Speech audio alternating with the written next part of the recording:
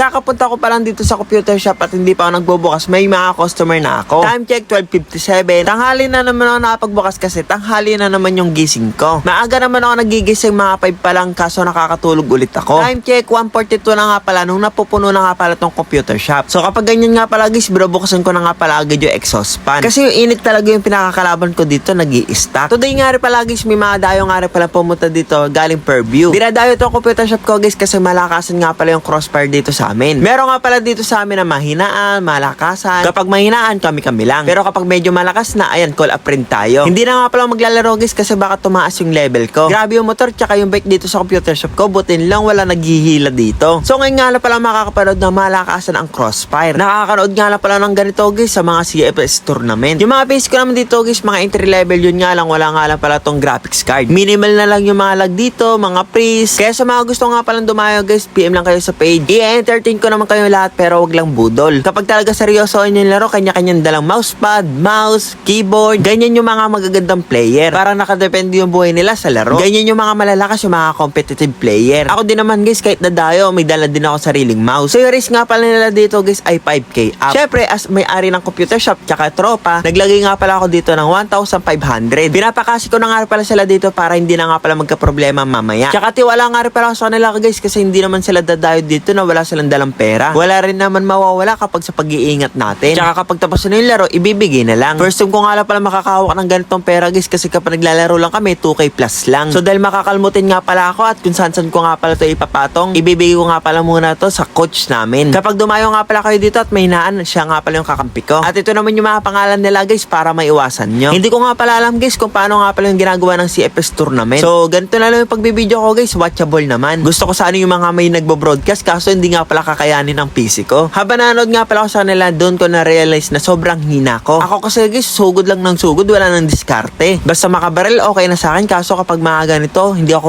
uubra. Yung laruan kasi dito, disiplina, kapag kasi nabawasan kayo, logi na agad kayo. At yung pinaka-importante, malakas ang tutok. Parehas wala ako, kaya malabong maging malakas ako dito. Kaya sa mga gusto nga palang dumayo at hindi malalakas, tamang-tama kami sa inyo. So yung busy nga pala ako manood dito na akala mo player lang din ako. Yung pinagbantay ko dito, yung tropa pa sa unang computer shop. Dito nga pala guys, sobrang intense na nga pala ng laban kasi all 2. Best of 5 nga pala to at dikit na dikit nga lang pala yung laban. As in guys, dikit na dikit lang. Napapansin ko guys, madalas na laruan dito 1v1 lang. At dito naman guys ay sobrang intense. Tapos ganito nga pala sila mag-usap.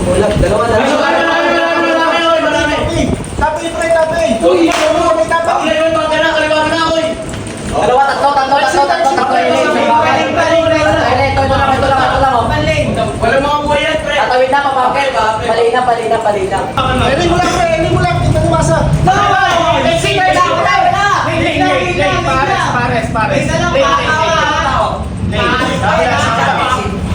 Lane lang.